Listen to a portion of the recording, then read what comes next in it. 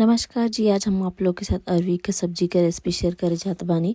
ओकर खातिर हम ले ले बानी आधा केजी अरवी और साथ में तेल गरम करके ओकरा में हमनी के डाले के जीरा, लहसुन, मर्चा और प्याज ये सब के हमनी के भून लेबे के साथ में अरवी के छील के हमनी का प्रेशर कुकर में 2 सीटी लगा लेबे के बा।